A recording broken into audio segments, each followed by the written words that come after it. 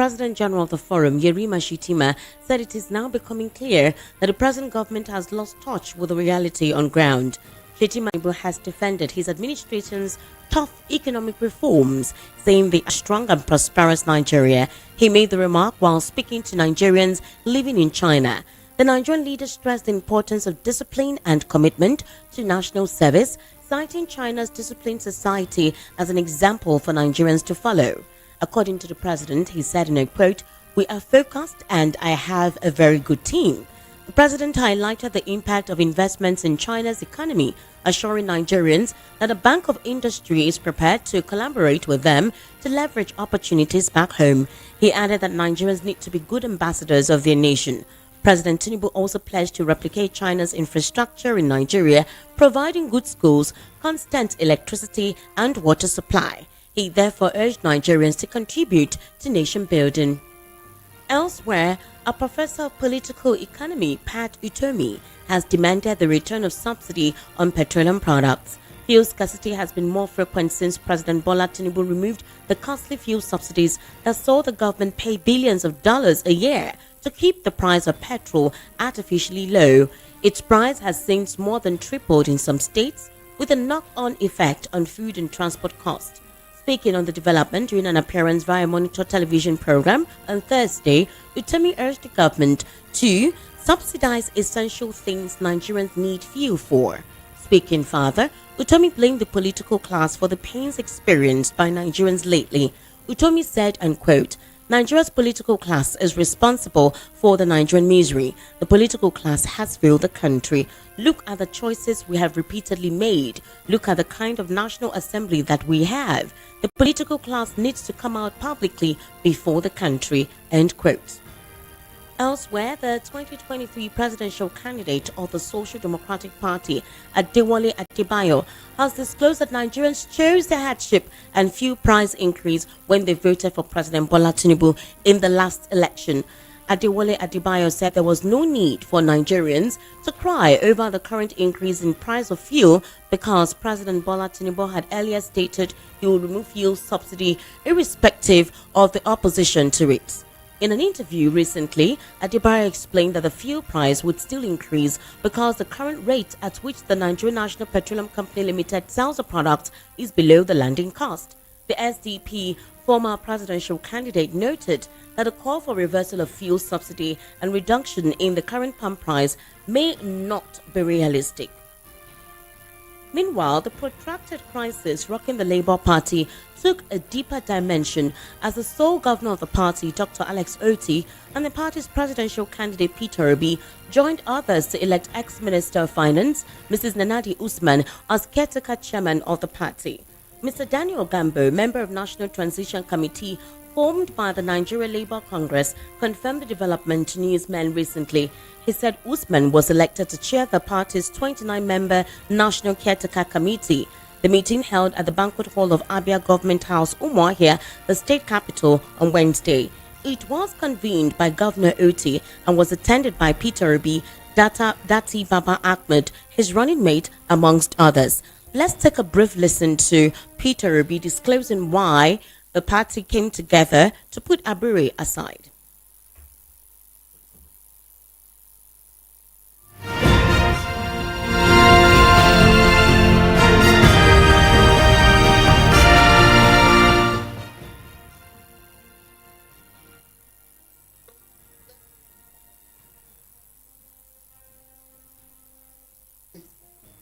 We're just trying to set up just a small committee that will help do what we want, the right thing about their governor mentioned it about the issue of caretaker or issue of this. We're just trying to set up just a small committee that will help to do what we want, the right thing, which will be just a period of maybe 120 days. We want everything we're going to do to end as quickly as possible so that we'll be able to know what we're doing. So we're not trying to set up another leadership. No, we're not trying to do this. It's just a system that will help to get to where we're going. That's what we want to do. Not another group that can become a problem for everybody, but a group that will solve the problem. And we want everybody to embrace this. That's what we want to do. So for us, having been here, NLC, our parents, I love that. What Mama, I like what you said. What you said was very good. Mothers, parents must go from time to time to know their children that they are doing well or not. I used to tell people that I had a principal who, for a time ago, who did not realize that I'm a governor. So whenever I go to see him as governor, he hold my ear and said, I want you to listen what I'm telling you now. I said, no, Father, I'm a governor now. He said, listen to what I'm telling you. What I don't know if you know. So he's sitting down. I said, okay. So I bend down in his old age. As president, you still hold my ear and be warning me.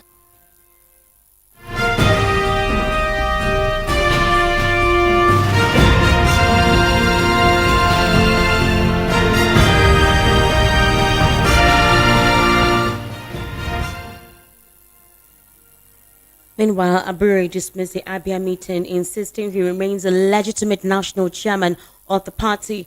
A statement signed by the National Publicity Secretary, Obiora Ifo, described Nadi Usman's appointment as illegal and unconstitutional. He said the premise on which Governor Oti called the meeting is not only faulty, but mischievous. Meanwhile, the National Association of Nigerian Students has insisted on going ahead with the planned nationwide protest against the increase in fuel price. Henry Okwomo, non-Senate president, stated this today in an interview. According to Okwomo, the union is capable of holding the government to account as it was not happy with the current economic hardship in the country under the present administration of President Bola Ahmed Tinubu. The National Association of Nigerian Students today restated its readiness to go ahead with a planned nationwide protest over the fuel price hike. The pump price was recently increased to 855 naira, 918 naira, and higher per litre, with the prices varying across the location are the Nigerian National Petroleum Company Limited stations across the country. Also threatening on the strike, they included further that this time around they are staying on their ground, reiterating to continue with the protest until the hardship facing the country by this government reduces and prices go back to what they used to be. You're currently listening to the World News at 6 on Voice of the People, 90.3 FM. We'll take a very short break. When we return, we'll head into a news analysis segment. This time around, I'll be joined via the telephone with Barrister Fred Nzako. Barrister Fred Nzako is a political, national and social affairs commentator, and of course Barrister Fred will be responding to some of the questions posed to him. Do kindly stay with us.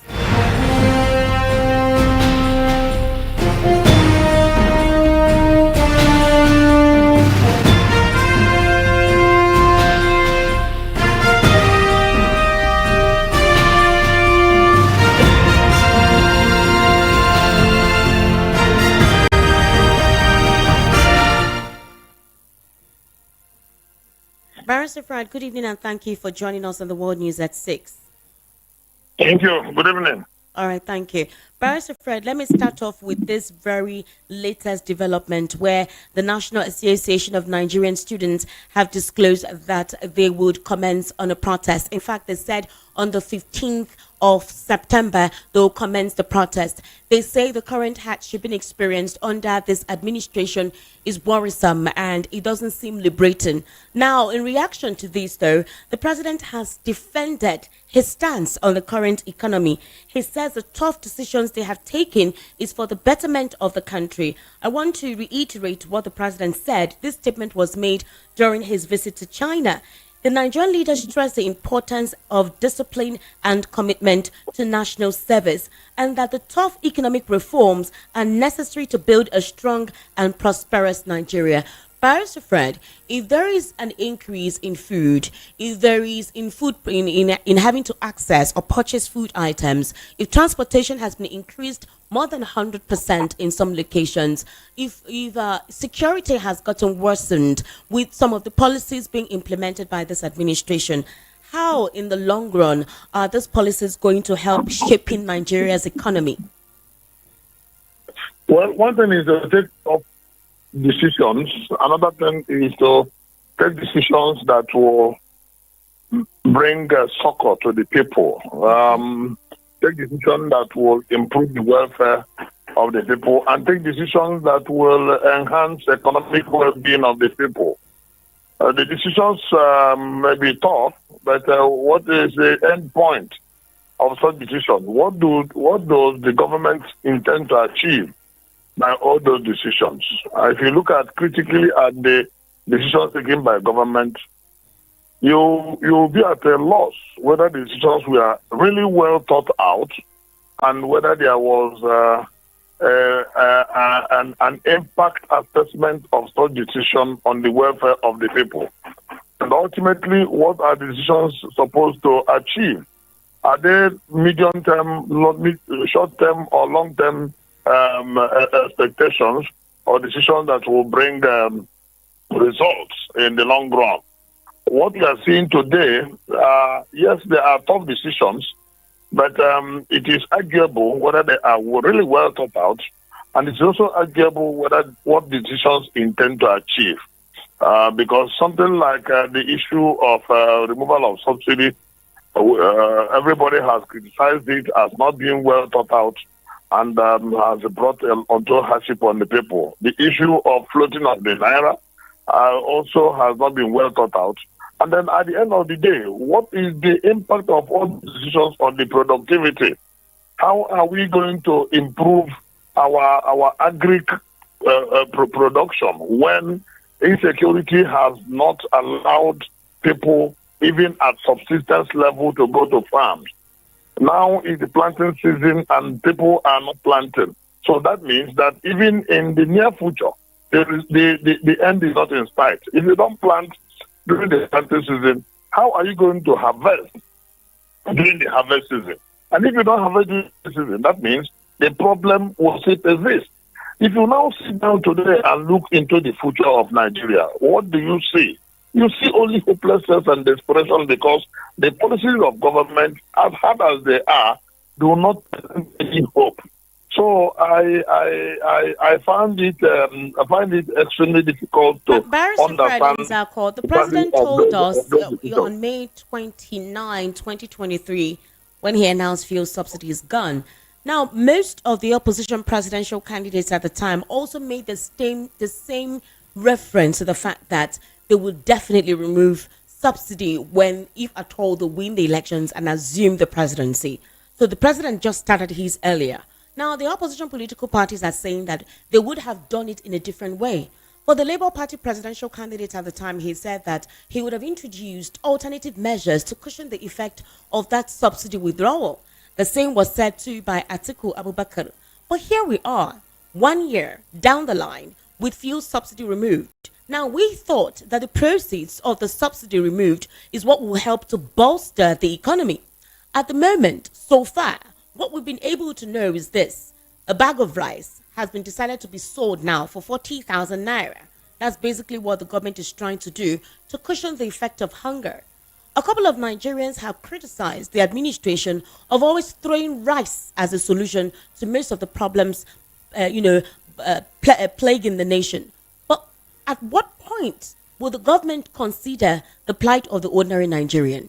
They do not understand the technicalities involved with the reason why fuel is not available. All they know is to make the product available and sell it at the rate that they can afford.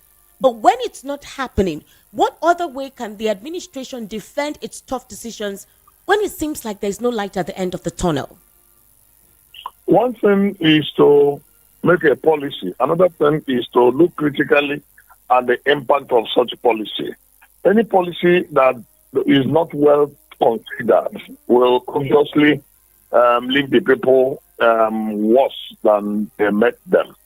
Yes, we supported the removal of subsidy, but the way and manner it was done, without assessment of the impact, without any arrangement to cushion the effect, without any arrangement to arrest the untoward situation that it will bring, Those were the challenges. Those were the differences that would have been made if some other approach was adopted. And that is why other presidential candidates said, yes, everybody was in agreement that the subsidy regime was fraught with corruption and backwardness in terms of its impact. But before you remove subsidy in that manner, even though the former administration of President Muhammad Buhari had removed the subsidy technically, but what should have been done is that government would have made ample arrangement for the impact of such removal. And even when government now adopted the fire brigade approach, all the approaches have not yielded any food. Government had promised that they were going to flood the place with rice and other food items. We are yet to see them. Government has said they were all the promises made by government have not started eating any food. And at any rate, what government is expected to do is to create the enabling economic environment. Because there's no way government will spoon feed all Nigerians. Look, Esther, drive from Lagos to Benin. You see vast land left and right that is uncultivated.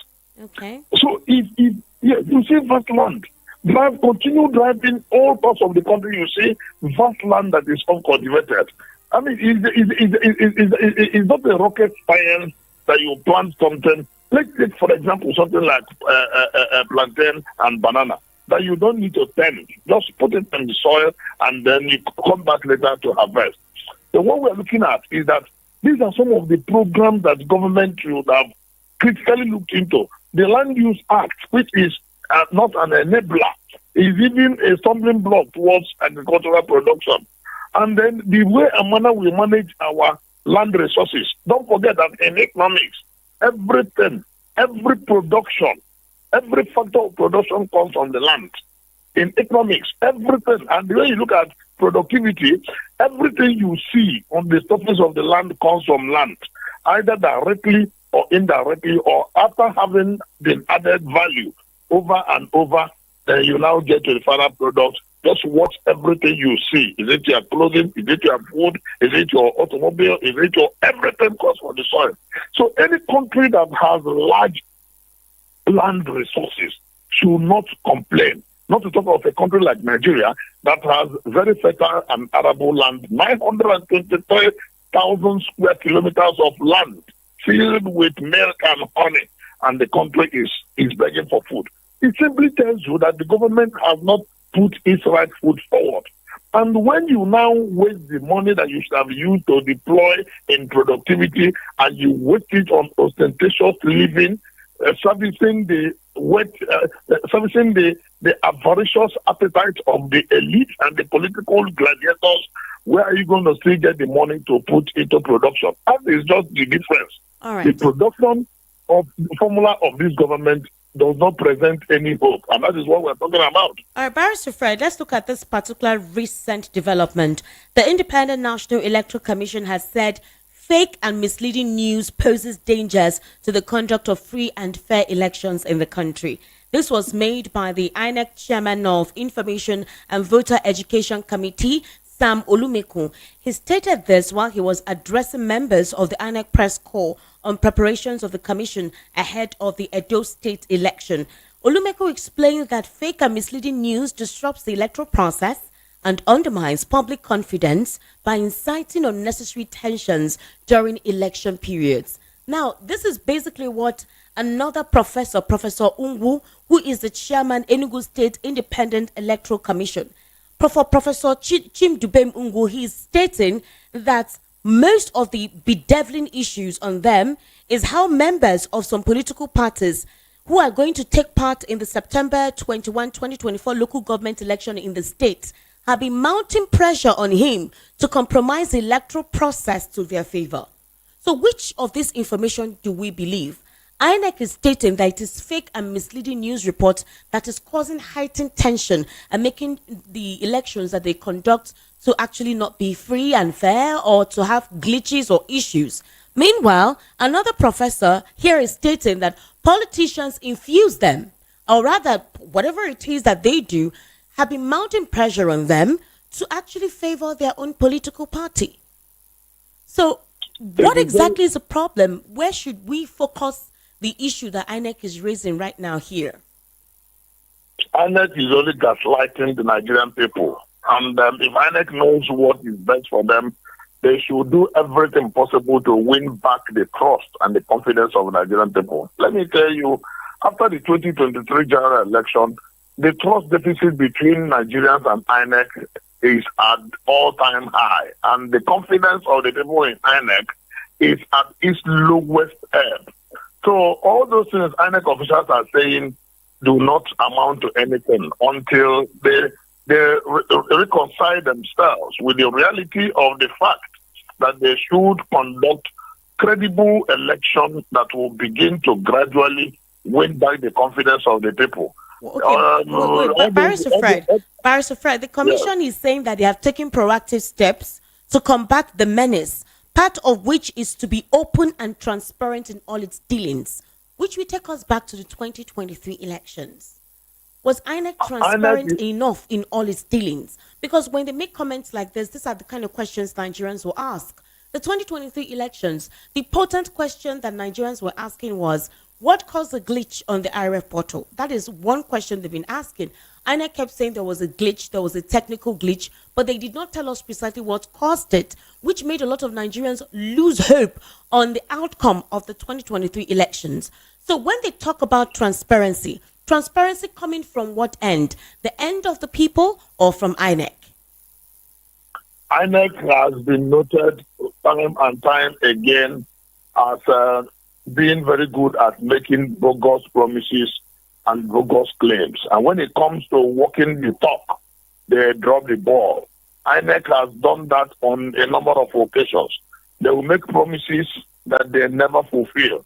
The duty and responsibility of credible election lies very squarely with INEC, in as much as other stakeholders have their role to play. But as a critical election management body that is giving every authority to manage election the very best practices, INEC have not satisfied the yearnings and aspirations of the people, and they cannot shift the blame to anybody else. The blame lies squarely with them. And that's why I've always maintained that no politician can successfully rig an election without the collaboration of INEC and INEC officials. I am yet to... There have been testaments from some political parties or some persons as to what you just stated now. But of course, you cannot successfully get an election because the Electoral Act gives them the authority. The Constitution gives them the authority that anywhere they suspect any infraction of due process, they have the authority to cancel that election and reconduct it. They are not under any pressure. So, but at the end of the day, you now find out that the people who aid and abet desperate politicians in electoral rigging are INEC officials. And how many of them are punished? Because they need to do their own in-house cleansing so as to be able to weed off the bad eggs in INEC. Which is what is the issue here. INEC on several occasions have blamed several things, or either on people or on money or on security for the conduct of their elections. They've never ever talked about within the system, the structure of the system that allows for such infractions. For example, beyond the 2023 elections, we thought that the off-season elections would be better than what was experienced in the 2023 elections. But we saw more brazen electoral malpractices take place during the off-season elections, Barrister Fred. Now, let me also remind you that INEC came out to tell us that they had begun the processing of some of their officials who were involved in electoral malpractices. They've begun processing their case in court. We haven't heard any update on that. We haven't. The Adamawa rec, up till now, we've not heard what further is on that man's case. The man who was the Adamawa INEC rec, who mistakenly announced, or would I say mistakenly or deliberately announced, what's her name? The APC governorship candidate in Adamawa. So my question is this, Barrister Fred Nzako. When we have such issues that puts a dark or grey smear on what INEC is trying to put out, why don't they conceive that most of the things they talk about comes from them? Sometimes that makes Nigerians not to believe anything they say. When you interact with INEC officials, you will know that the fish has rotten from the head. And once the fish rottens from the head, there is nothing the body politics can do about it. And of course, in any system where there is widespread abuse, nobody is there to checkmate another. If you interact with INEC officials, they see election period as a harvest season.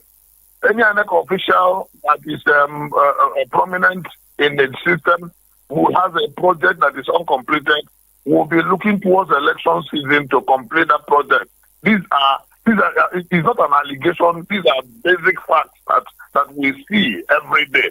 So in that event, how do you expect sanity in the system? And that is why the man you mentioned in another one, that at the end of the day, nothing has been heard about his issues, and several others. The one that was even giving some jail term in Cross River State, a professor, at the end of the day, he went to appeal, and he did not even enter the prison yard for one day. Instead, he was granted bail pending appeal. That is turning law upside down, and we cried about it.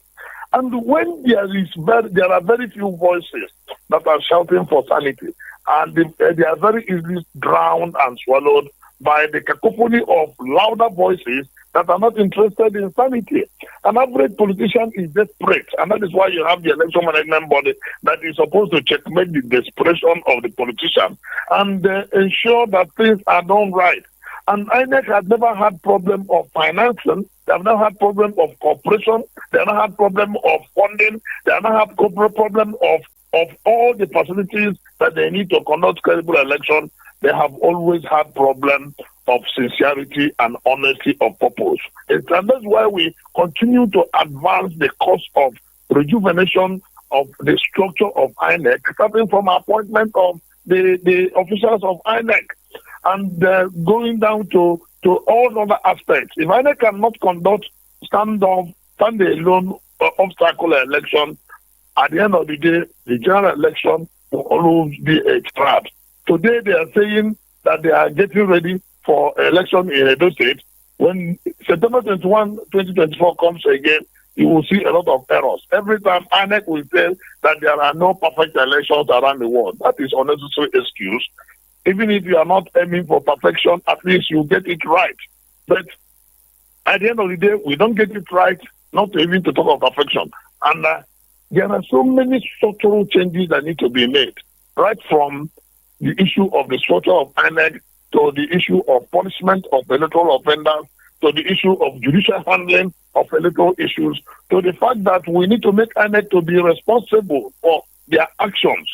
Because this system where INEC will just announce a result, and then the contestants that will now go and battle to prove that they won, whereas INEC has announced a rubbish result, that cannot help the system. These are structural changes that will need to be made. But Barrister, when you say we should make INEC accountable, how? What other way?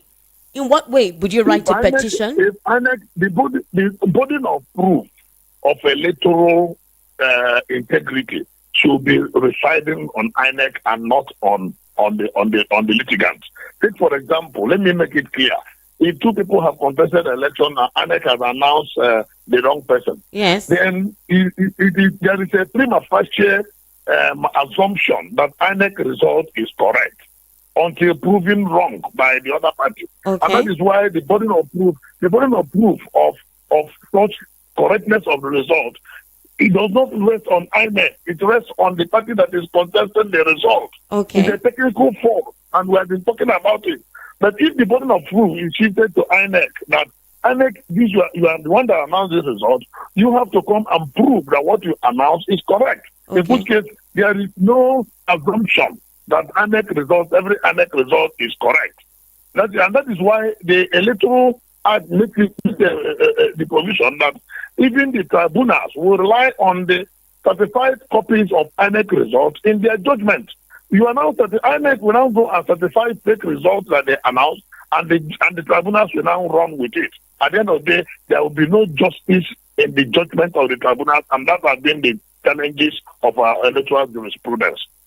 Barrister, finally, before I let you go, because of time, the federal government, right, has launched the sale of rice to Nigerians at the subsidized rate of 40,000 naira per 50 kilogram.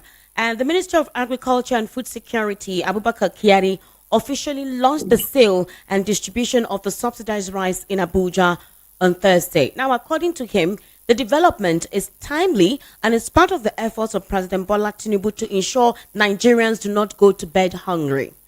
Will this resolve the hunger problem? I mean, having to sell rice at this lower rate, is that the issue? I just need to understand. Where is the rice, Esther? Nigerians are complaining. Yes, the government made the announcement, but where is the rice? Experience has shown that it is mere propaganda and manifestly deceiving the people. Just like Buhari then launched rice pyramid. Have you forgotten the rice pyramid of President Muhammad Buhari? That eventually happened that they now built a carcass and they dropped a few bags of rice on it, and then the whole trick was exposed. Was anybody punished for that? Look, I keep saying that when government is not sincere, there is no way government will be focused on delivering dividends of governance, because they will be spending more time in arranging and packaging propaganda than spending time to bring down the welfare of the people down to the grassroots. 40,000 naira for a bag of rice, where is the rice? That is the critical question. The government said they were going to release so and so tons of millet, so and so tons of maize. Where are they? All these things are audio release. I mean, how do you expect the people to continue to believe government when government will tell you something in the morning, in the afternoon, in the night, and all of them will end up not being the truth? They say government does not lie, but the government peddles falsehood. So what is the difference between lies and falsehood?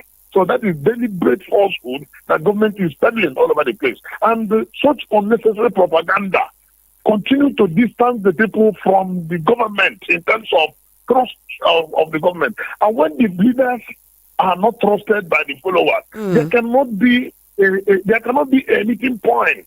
There cannot be a meeting point spiritually and psychologically. And it becomes a case of them against us, we against them. And that is why the people can never trust the government, because the government has never told the people the simple truth.